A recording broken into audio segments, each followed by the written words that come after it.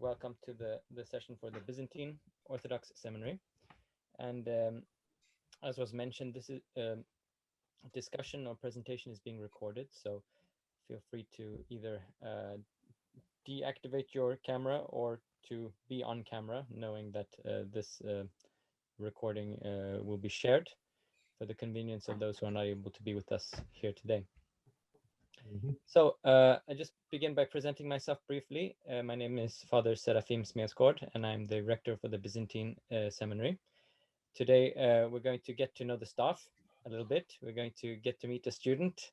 We're going to speak a little bit about the courses we currently offer, but more importantly, speak about our thoughts and visions for what the Byzantine Seminary has the potential to be, looking forward both in the short term to the challenges which we're hoping to be able to meet in the near future, and then also discussing and sharing some thoughts about what we would like to see the Byzantine Seminary become together as a joint effort.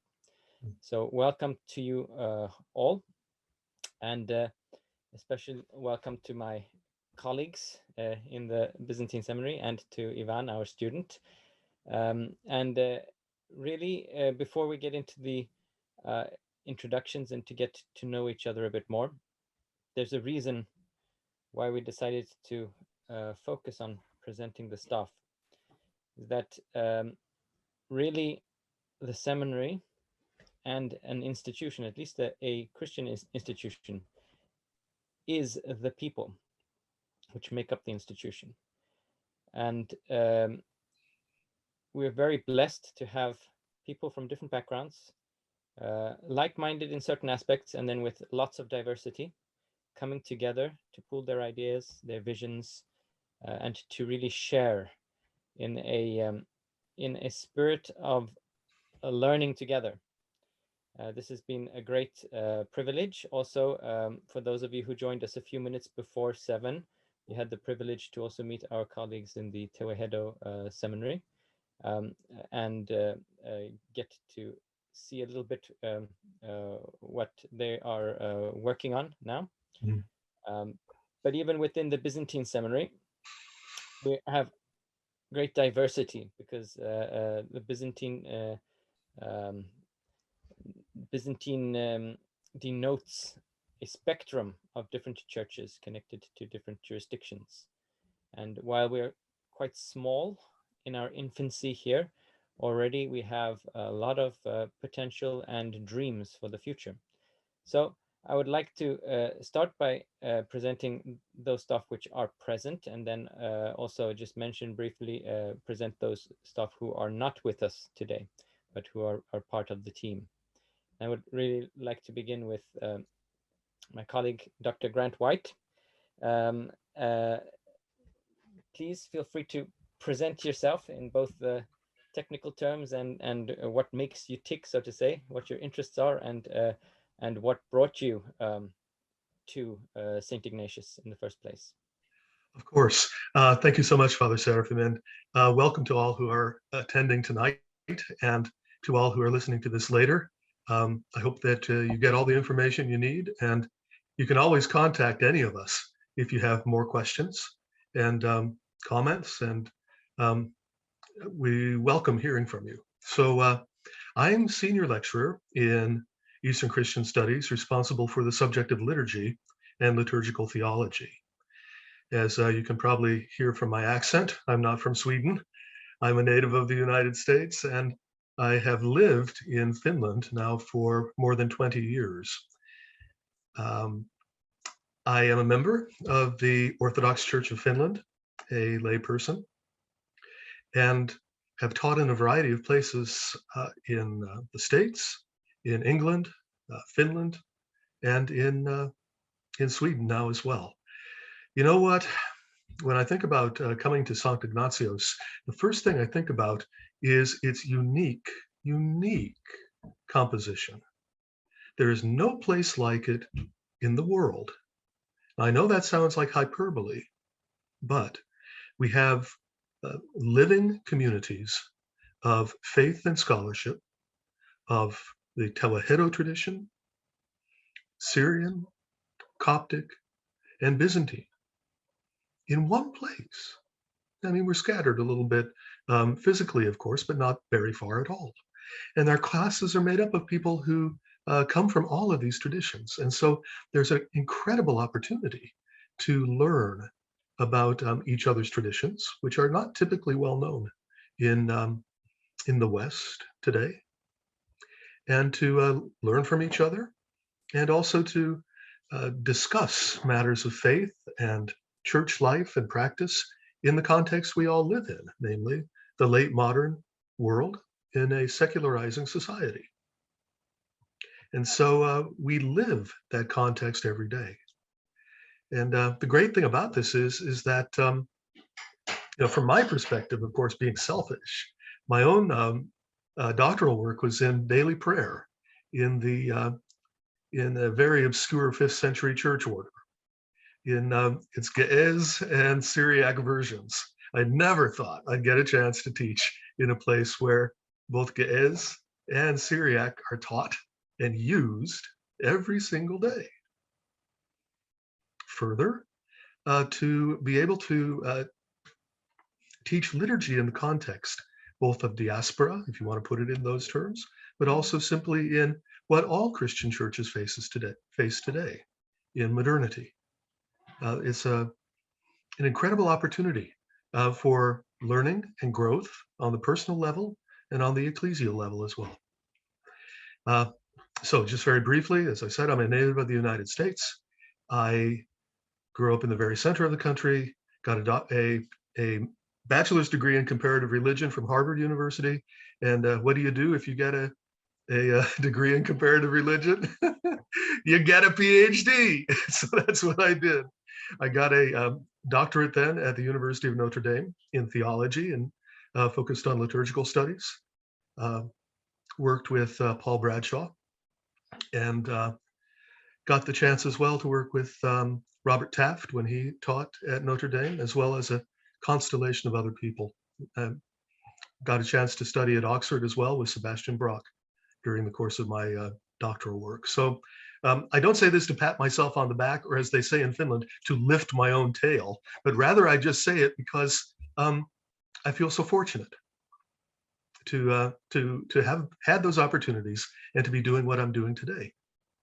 And what I hope is that if you come to the Byzantine Seminary, you come to Sankt Ignatios, that you will be able to learn about liturgy, not only in its historical context, but in its theological and pastoral context as well, for the life of the church today. And that's what excites me about the Byzantine Seminary in particular.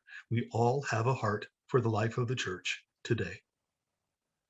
So I don't think I'll say anything else. I've probably said too much right now. But if you all have questions, go ahead and email me. You can always do that, and I'll respond as quickly as I can. So again, welcome. Thank you, Grant. You're welcome. And then I would especially like to welcome our newest colleague, Father Milutin Janjic, who's been with us for 1 week, but already we're sharing our vision and enthusiasm for what we could do together going forward as the Collegium of the Byzantine Seminary. So without further ado, Father Milutin, welcome, and please tell us more about yourself and your interests. Okay, thank you, Father Serafim, and again, it's so nice and pleasure, and it's a blessing to be here at the seminary and with all of you tonight, and all of those who are going to watch us later. I'm Father Milutin Janjic. I actually coming originally from Serbia, and after I finished seminary as a high school in Serbia, I went to Russia and studied there in Theological Academy in St. Petersburg. And then by God's grace, I ended up in the States when Grant was born, and I spent there 17 years. I did my MA program and my PhD program in the Graduate Theological Union in Berkeley in interdisciplinary studies, especially two particular groups of disciplines. One is missiology, Orthodox missiology especially, and intellectual history of Russia, 19th and 20th century. So as you can see, my whole actually academic work plus my pastoral work, because I have been a priest for 7 years and served in the Greek Orthodox Archdiocese of America for 7 years. But currently I'm cleric of the Eastern Diocese of the Serbian Orthodox Church in America, and served in a missionary parish for 7 years in Santa Cruz. And it was an excellent place for living as a missionary priest, not only studying about that, but practicing that every day. Meeting people, as Father Serafim said today, like the school is the people, but I also would like to say that church is the people as well. And just being a practitioner and a scholar, it's a great blessing for me, because I learned a lot just being a parish priest in that place, which is unique, not only in context of California, United States, but even California itself. It's a very unusual place, and helped me a lot to grow spiritually, but also to grow like as a priest, as a human being, and also as a scholar. And again, my main interest is missiology and mission studies. I came to Sweden a month ago and started to be a member of at the school a week ago. I'm also totally new in this, and I'm so excited. I had my 2 classes last Monday, and we, as the class, enjoyed a lot. We had a great opportunity to see people from all over the world, literally. Even I studied in Berkeley, we can see like so many people, but what I saw in the classroom was amazing. We had people from Nigeria who were, for example, in the same class with us, with people from Belgium, people from the United States, people from Italy, people from France, from Portugal, all over the place. Really was amazing opportunity to meet all of these people, but also to learn from each other, especially from somebody who is, as I said, interested in different contexts and constantly being in context. It's amazing for me. Just one class was really a new revelation, and I'm so excited to be a part of this great institution. And I really strongly recommend Sankt Ignatios to be a primary choice if you are willing and interested in studying theology. Professors and people, staff is amazing, and students, really, what I saw in the one class was a big blessing for me already. And again, if you have any questions, please just email, and I'm happy to answer any kind of questions. Thank you. Thank you, Father, and we're very happy to have you.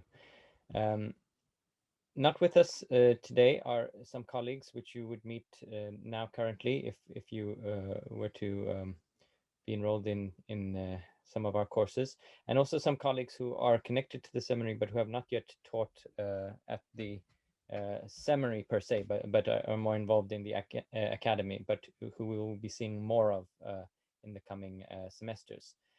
Our colleague Richard, who cannot be with us today, teaches church music. Grant will give us a little bit of information about that course as we move on to the courses later, because Grant is involved in the planning of that course. And we also have our colleague Dr. Miriam Lindgren-Hjelm, who is a biblical scholar and who is doing cutting-edge research in comparisons of Arabic Christian texts and looking into the lectionaries of Arabic Christian communities and doing some very interesting research in that area. She will be more and more involved with the seminary going forward. And currently this semester, we also have Ann-Kristin Lindvall, who's connected to the seminary and who works mostly via the academy for now. Then, as I keep forgetting, we have the line between student and teacher sometimes gets blurry in an institution where all of the teachers are constantly studying or involved in research and so on, and studying some subjects, teaching some subjects, and also where our students are so involved that they become our colleagues before they finish. And blurring that line between colleague and student is our student from the Byzantine Seminary, Ivan. So thank you so much, Ivan, for joining us. You can just present yourself briefly and where you're at in your studies to begin with.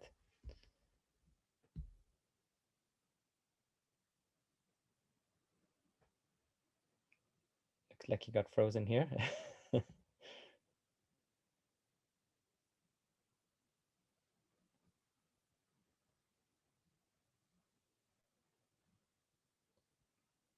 Okay, we'll get back to Ivan once he's connected again. He's unfrozen now. Yeah, he's unfrozen. Okay, hi, welcome back, Ivan.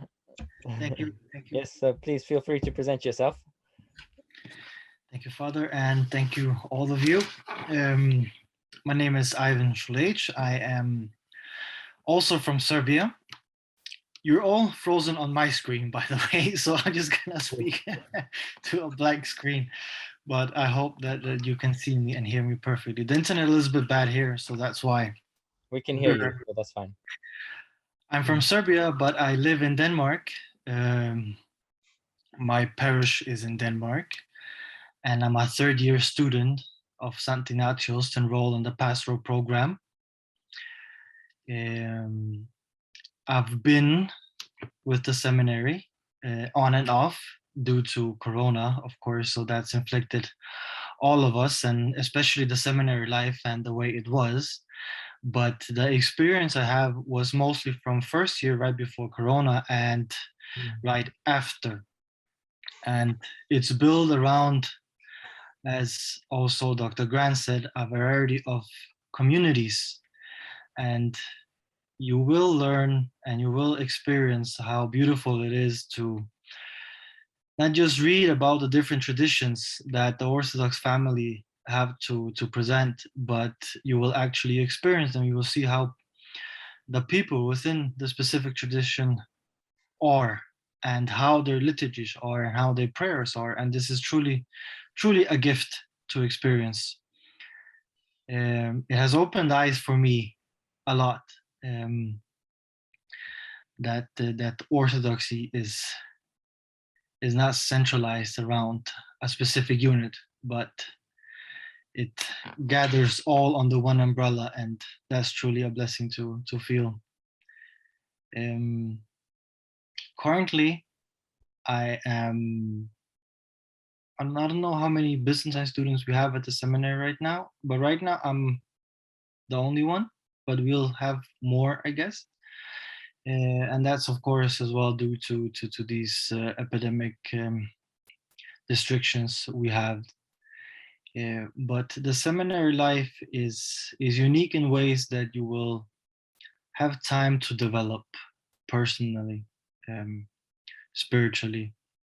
And I mean spiritually in ways that you have, it's gonna sound a little bit rough, but you're gonna have at your disposal priests and monks who you can talk with whenever you want, and get more spiritual insight of the life that you want to have as coming priests, as coming cleric members, lay people, and you will have time, peace and quiet to see for yourself what kind of studies you want to progress in, what your strong field is and what your weaknesses are, in terms of the academic spheres, but also in terms of practical as well. And yeah, as I said, I'm a third year. I have 1 year left, and hopefully everything will go as it turns out, so I can get my diploma. But yeah. Thank you, Ivan. Thank you. I will come back to you with some to ask for your perspectives going forward. So we started now with getting to know the people, the human resources which make up the seminary, what we build upon. And as Ivan pointed out, Corona has taken a toll on the life of the seminary, at least the Byzantine seminary, because we haven't had that many students.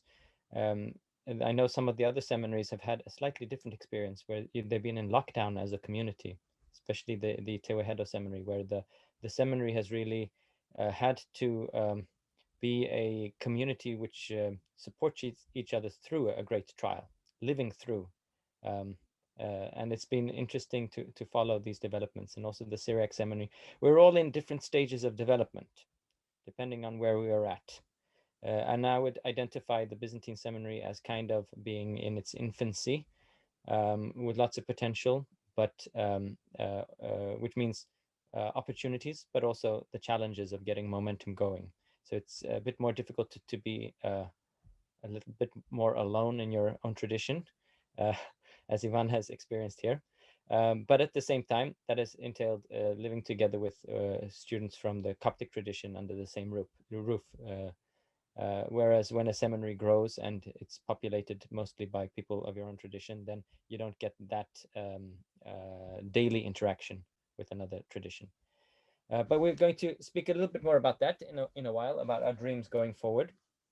Going from the staff, the students, and the potential, we want to look a little bit about first consider a little bit what is the seminary life. What's it for? In some of the traditions, the seminaries are connected specifically to a church, a specific church, and the seminaries are ecclesiastical seminaries. That applies to the Tewahedo seminary, which houses the Eritrean Orthodox seminary and the Ethiopian Orthodox seminary, both with ecclesiastical connection to their respective jurisdictions. The same goes for the Syriac seminary and the Coptic seminary. When it comes to the Byzantine seminary, Byzantine is in itself an umbrella term, which encompasses many different churches: Church of Serbia, Church of Russia, Church of Greece. You could come from any one of these churches and then be housed in the Byzantine seminary. And going forward, we hope, of course, to be able to host even a variety within the Byzantine seminary. We would like to see perhaps the Serbian community bud off, or from other jurisdictions as well. There's lots of potential, but at the moment, it's a kind of catch-all umbrella term, the Byzantine seminary. But the seminary itself, the seminary environment, then should be a place of formation. As things develop, you should have a very specific formation within the life of your specific jurisdiction or church tradition, so that even as you interact with people from other traditions, you still have a firm grounding in your own tradition. This is very important to emphasize, because some people, when they see that we're an inter-Orthodox institution, they may misunderstand that and assume that we in some way are involved in some kind of homogenization project where we're trying to find the lowest common denominator to mix everything. And that couldn't be further from the truth. We believe in the principle of unity and diversity. We find the principles of unity, work together where we can work together without canonical problems and so on, which is education, sharing, fellowship, education. There are many, many aspects where our commonalities are stronger than our differences. But then we are very careful to respect the integrity of each tradition and the diversity of Christianity, Orthodox Christianity, within the two umbrellas, the Oriental branch and the Byzantine branch. Therefore, we see that in order for people to meet and respect each other, understand each other across different traditions, you need to have a firm grounding in your own tradition. You have to have a firm identity in order to be comfortable in interacting with other people of other identities. And what we see in the world, unfortunately, is that when people have a weak personal identity, it can lead to conflict, misunderstanding, and defensive posturing vis-a-vis the other. So we do encourage each seminary to fully develop its liturgical life and languages and so on, so that coming there you will learn who you are. You will learn about your tradition, but at the same time you will see that Orthodoxy and Christianity is wider than your tradition.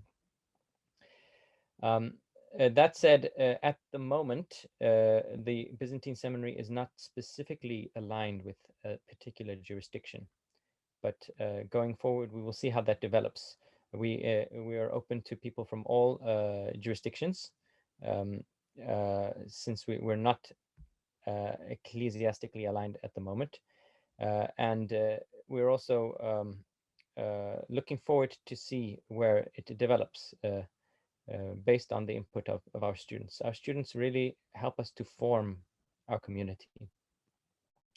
So come and join us, come and join the vision. And if you're interested in something which hasn't been completely set yet, then and entails creative possibilities, then we would love to have you on board, working together to build. Looking forward. You've got a sense for what we're interested in, and what opportunities are available, and please come and visit us, come and speak with us, come and visit us, and see for yourself what your contribution could be. There might be also some questions about the role of the seminary vis-a-vis the academy. And this is also very specific to our school. Not only are we an inter-Orthodox institution where Orthodox from different traditions study together, but we are also an institution which quite uniquely combines two specific and distinct forms of education. We have our academic courses and the skeleton of our programs, which are the bachelor's and master's programs, which conform to the expectations of international and European expectations of what a higher education institution should be, fully accredited and transferable between different institutions, what you would expect from a university environment. That also entails that you approach the sources of faith from an objective point of view, using a variety of methods and learning to navigate the world of academia, even coming in as a person of faith or as a person who's simply interested in the subject, finding a modality to be able to discuss in an objective way and to work through things in an academic way. For some, that would be a compromise, wanting to go into service in the church, having to limit yourself to one approach, the academic approach. Some institutions instead opt for a more formational approach, where the main perspective taken is the perspective of faith, discussing and looking at things from within the tradition and from within the framework of the life of the church. But that too can become a limitation. We don't believe that you have to choose between those two compromises. We don't believe that you need to have a compromise which tries to mix those two and thereby compromise both. We are blessed in Sweden to have a form of education which flourishes alongside academic education, called folkbildning, what's sometimes known as liberal adult education, not liberal necessarily in an ideological sense, but in the sense that it's not bound to the strictures of academia, and it's based very much on the active participation of those who study. This form of education grew up and flourished in Sweden and takes many forms. The main form, which people would recognize, is the folkhögskola, the people's higher education format. Normally associated with artistic education or institutions of a formational character, the formation of leaders within different organizations. St. Ignatius combines these two forms, keeping them distinct but unifying them according to the principles of orthodoxy, which means we don't have to compromise between the one or the other. Our students who study the PPP program are encouraged and by necessity must learn to navigate both realms. This can be a big challenge. I'm going to ask Ivan in a moment what his experience has been, but especially coming from the perspective of faith and being confronted with critical perspectives on the Bible, on tradition, on faith, having to take a step out of the comfort zone of being comfortably within your ecclesiastical sphere, and having to ask some difficult questions, and having to navigate some challenging ways of looking at tradition. For some people, this can be disorienting. I'm sorry, I think that's my telephone. Just give me a second now.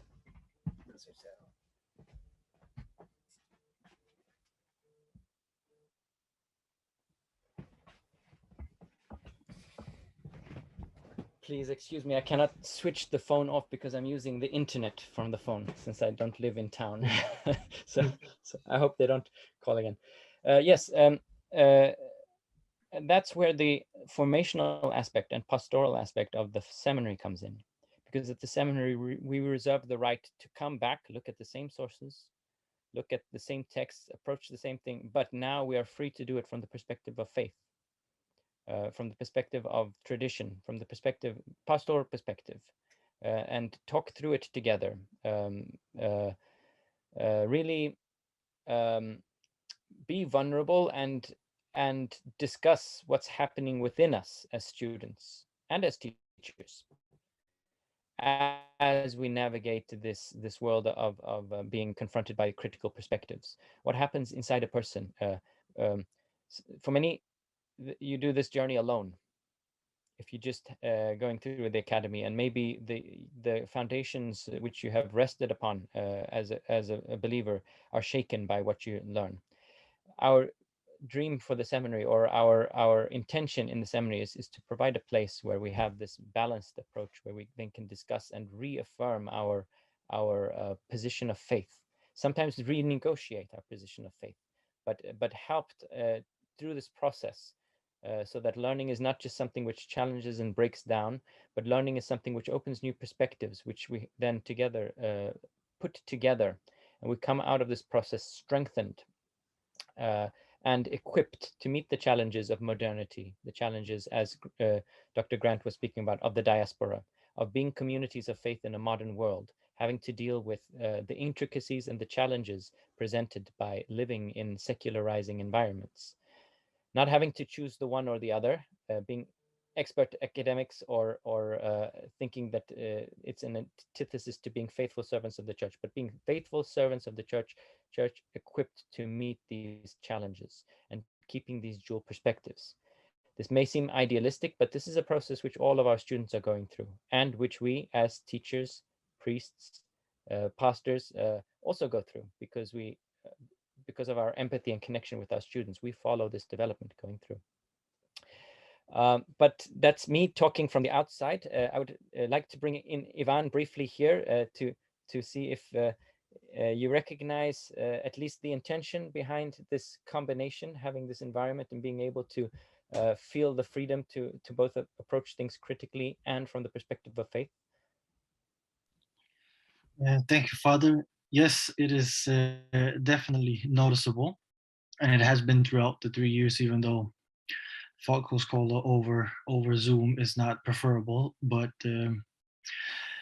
it's good in senses that when you're enrolled on the pastoral program and you know that your services are going to be mostly practical, it feels good to test out what you learn practically. And theory is good to have as knowledge. Practicality is good to have to show what it is that you're learning. And this we have practiced considerably in the school, in the classes, when we've had the opportunity to preach, to write, to engage with each other on levels where we meet the basic needs of as students, but also how you might tackle different situations when you're gonna face the delay outside in your parish, outside of the school. And it has been a good combination because you feel that it's not all in the book, even though a lot of information is found in the books, but it's so different when you try it yourself, when you try and stand in front of the audience and try to speak what it is that you're learning. And this can be a challenge if not practiced. It's still going to be a challenge even though you're practicing it, but it's going to come more easily and naturally. So the combination of folkhögskola and the university classes have been organized in such a way that they're implementing each other. So that is my experience of these two vastly different ways of learning. Because one is good and the other is, I'm not gonna say better, because I'm not gonna say which one is good and which one is better, but the main thing is that they're implementing each other. They're strengthening both of the ways they teach the person, the student.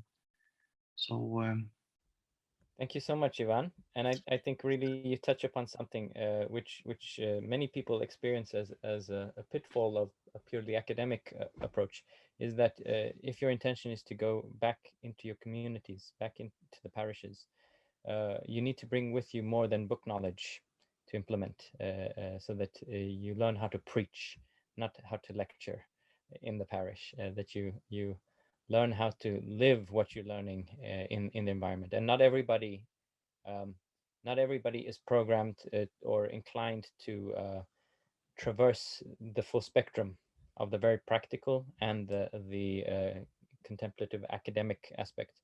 So those students who do feel called to study on this program become bridges, or we hope that they're formed to be bridges who can make both worlds accessible across these sometimes quite rigid divides which we have. So thank you so much for sharing that. Um,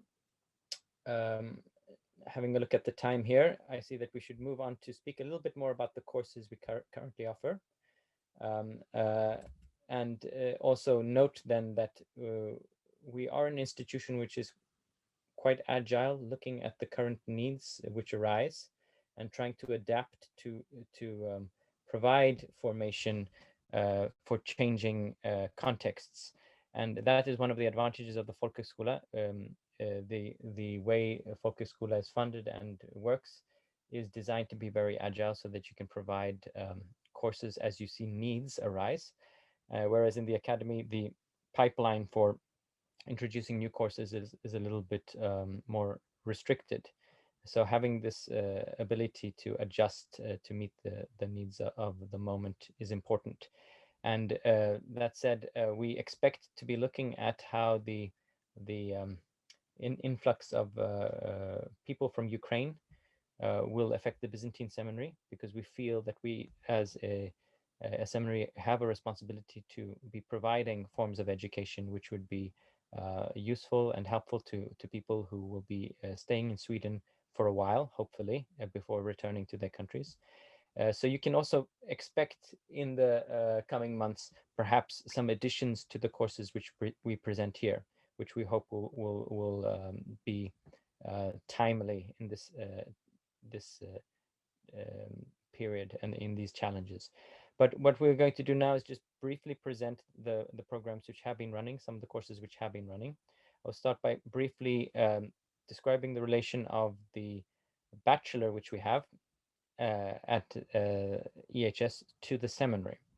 You can study the bachelor as an independent program, as a purely academic program, whether or not you intending to go into service.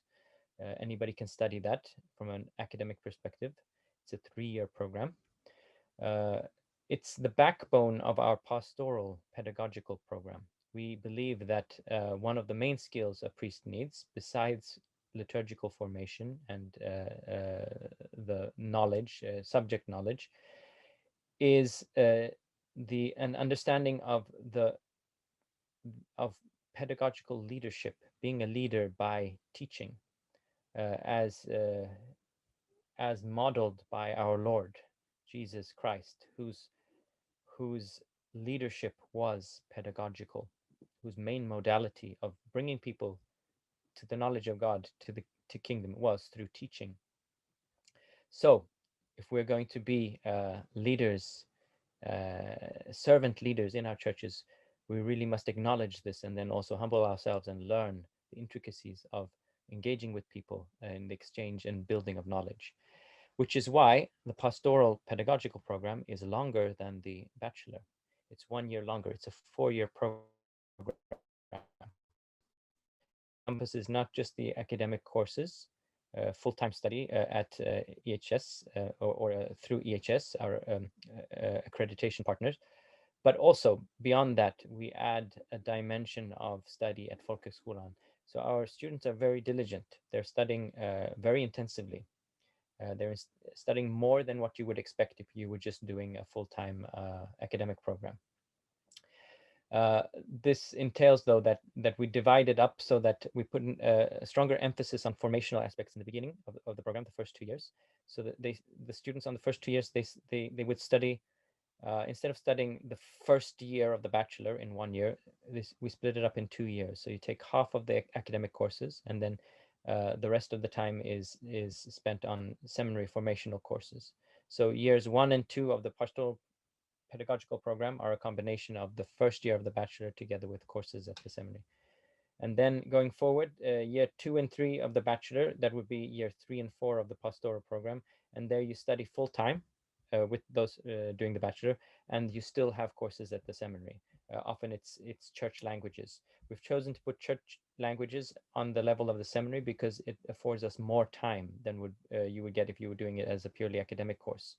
And as we had the privilege of hearing, if you joined us a little bit before 7, we had the Tewahedo students chanting.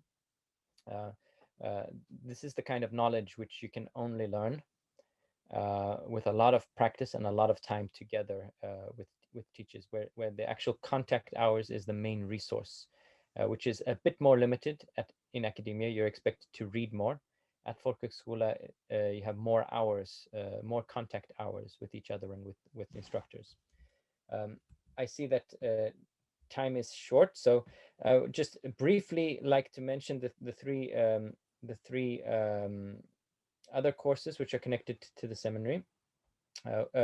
We have the Byzantine church music and a framework called Life and Faith of the Orthodox Traditions, which is a framework which encompasses shorter courses. And then we have, together with the Coptic seminary, we've had a collaboration around Sunday school program where we've been teaching pedagogy, and then for those studying at the Coptic seminary specifically, and the approach of the Coptic Sunday school movement. But the pedagogical aspect is something which you meet also in the PPP program as part of your regular education. I would invite Grant briefly to present the Life and Faith framework and the Byzantine church music framework, which you are involved in, and I think you're the director of those programs too, if I'm not mistaken. Thanks a lot, Father.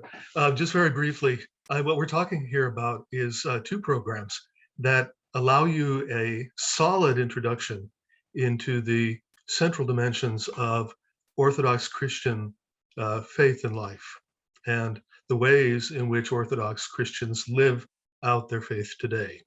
And so we have looked in the 4 courses in this program from the perspectives of church history, history of dogma, monasticism and asceticism, and Orthodox life in the contemporary world.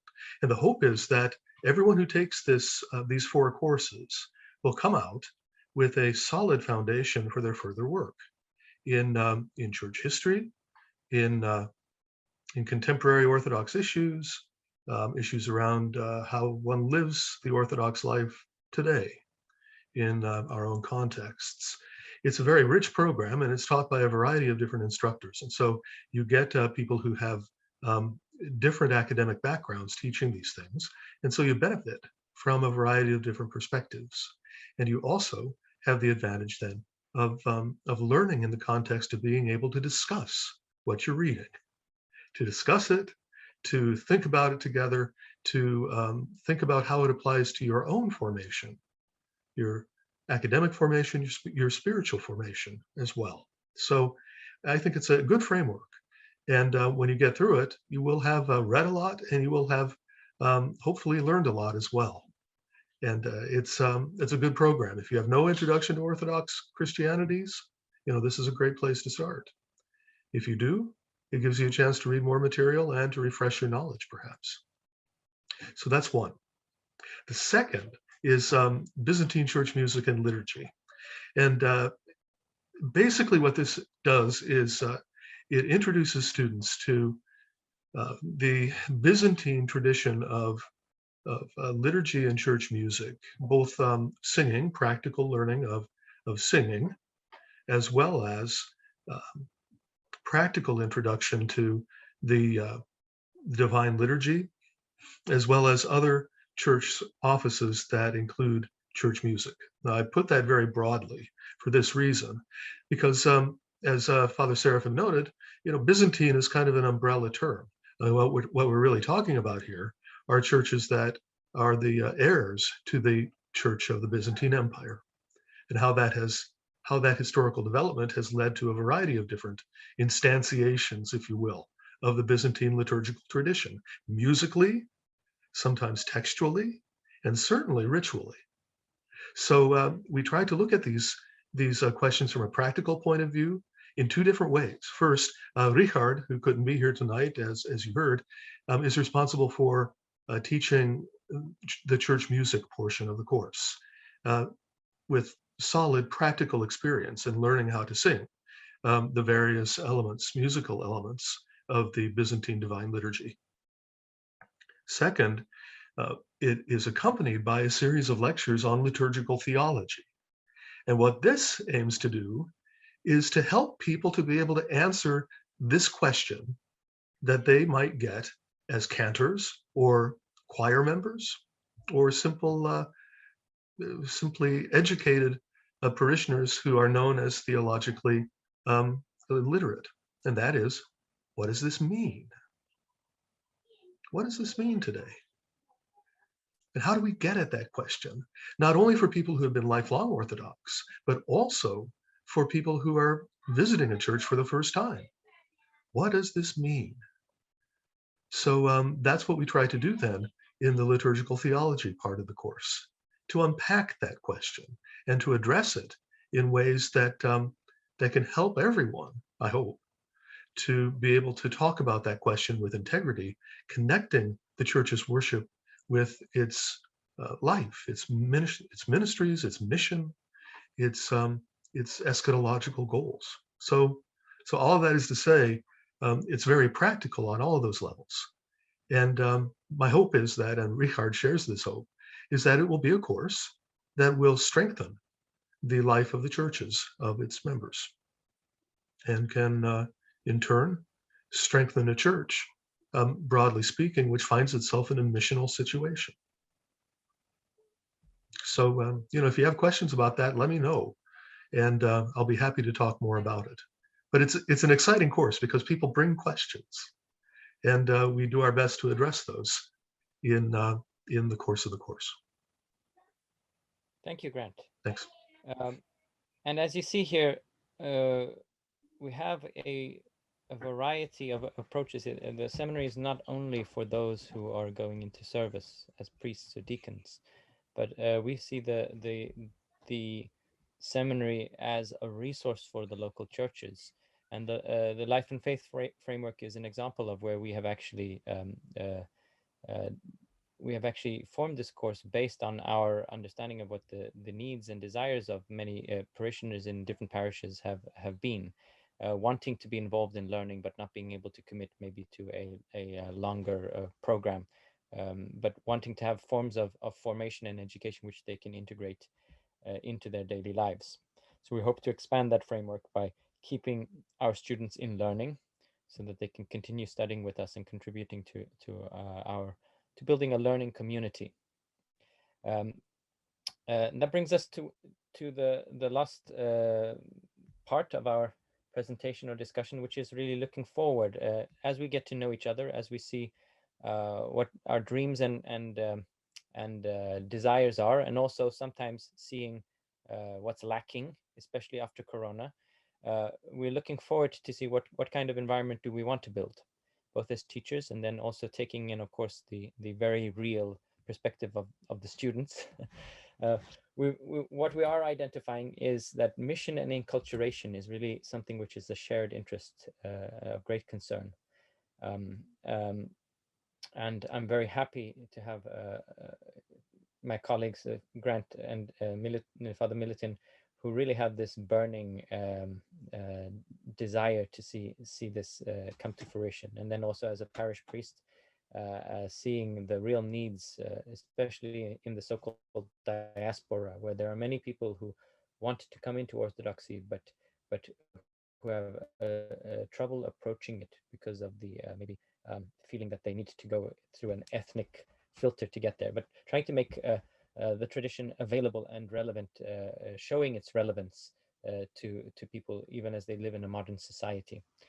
Other things we've been hoping for in the future, and we see that there are trends which could come to fruition. We would really like to see the establishment of a more permanent icon painting program, icon painting program, both practical and theoretical. Already now we have iconology courses at the academy. We would like to see the development of a practical complement hosted in the Byzantine Seminary, and we are working to make that a reality, where we should have a flourishing, thriving environment of artists and iconographers writing icons and seeing how Orthodox faith can also penetrate into cultural production, which is another area which we've identified, which we would like to see how the Orthodox perspective on life, Orthodox perspective on humanity, and the existential questions, which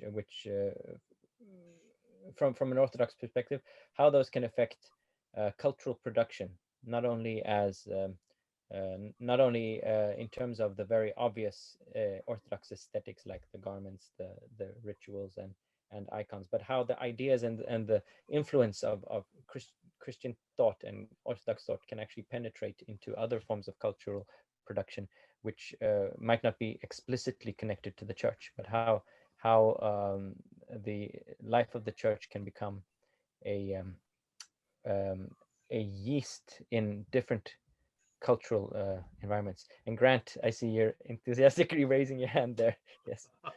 Thanks, Father. Just to mention quickly the course that we've just been talking about today, not only the iconography program per se, which is an absolute must.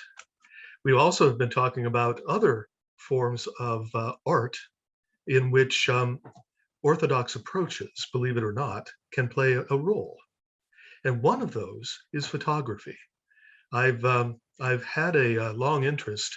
I've taught courses in art and contemplation and art and contemporary spirituality at the University of the Arts, Helsinki, and see the interest there among people in learning about Orthodox approaches to the world and how they affect how art is made and how it's viewed, how it's approached.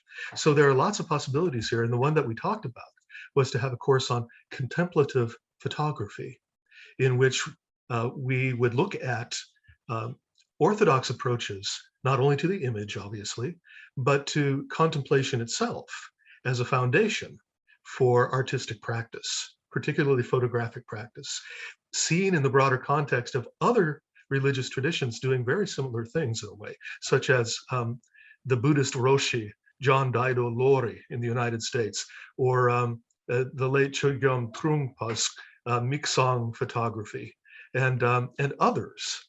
To take a look at those and then ask ourselves, okay, from an Orthodox Christian perspective, from the perspective, say, of natural contemplation in St. Maximus the Confessor. What could we do with that? What would it look like? And so, so this is something that we will offer. I'm going to be bold and say that this is going to happen in this coming year. Yeah, absolutely, because it addresses a lot of interests and needs in the people who come to us. And so we share enthusiasm for seeing how tradition can interact with beyond the traditional categories which we might expect of a theological school, and I'm really looking forward to seeing how we could develop that going forward. I would like to end by giving Ivan the word, but I saw that Father Milutin's microphone was on there. I'm sure there's some enthusiasm to be had here as well. Yes, actually, I just would like to let you know, guys, that you already have one student enrolled for that class grant. Fantastic. I will be in the class, but I have one tactical question just now, because today I had the opportunity to speak with one of students from Holy Cross Theological School in Boston, who is finishing his program right now. It's a MA program, pastoral MA program that they have for 3 years, and he is very interested in applying for the school here in Stockholm, in our school. And I would like to just, if 2 sentences, or just to inform all of those who are going to watch, because I'm going to share also this presentation with some of the candidates that I know from United States as well as from Serbia. But how about the people who would like to apply for one of the programs in our school, but they are coming from outside of the EU? Like, what is the procedure? Whom they can reach out to find more information about the process of applying, as well as tuition, residency, and these like a practical housing, practical things that those people who are coming outside of Sweden are going to face. Thank you. I will make a couple of distinctions, and then I will ask Bojana for more practical guidelines there before finishing with a question for Ivan. The seminary combines folkhögskola, this framework, with the academy. Some of the courses which we mentioned here, they're only hosted on folkhögskola. That is limited to those who are in Sweden. Because of the financing of folkhögskola, it presupposes that you're within the Swedish system. So unfortunately, quite a lot of the richness of what we're doing here is only really available if you take time to stay in Sweden. Whereas our academic programs, especially our coming online bachelors, is a way into the school online. And because that's combined with the in the Pastoral-pedagogical program, is combined with folkhögskola, you could start out studying online there, and then maybe if you've caught the bug, you could transition to the Pastoral-pedagogical program if that's a possibility. But we do need to remember, keep those things distinct, that some of the more cutting edge things we want to do, they entail using this combination of folkhögskola, while the programs at the academy are also interesting. It's a slightly different process, and most of the information is available on the website. Bojana is really working to make sure that the website is as informative and useful as possible. But because we have these combinations, sometimes it could require you to ask some questions to get your head around how these things are combined. But I will give Bojana the opportunity to answer that very practical question first, and then we'll finish with Ivan. Thank you so much. And thank you so much, Father Milutin, for your question. So the easiest way for every student or every candidate interested in a program out of EU is to apply for any online academic program.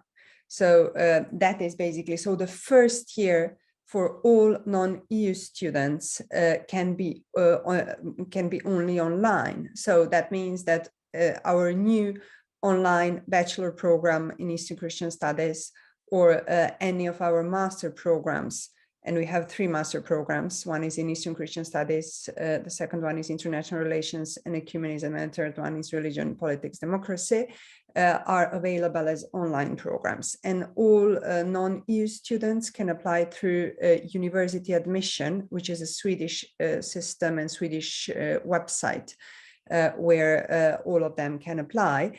That also means that they will need to pay a tuition fee, which is significantly lower than in all other countries. So I think that is also one important thing to underline. And on the other hand, as Father Serafim said, folkhögskola courses are primarily for those living in Sweden.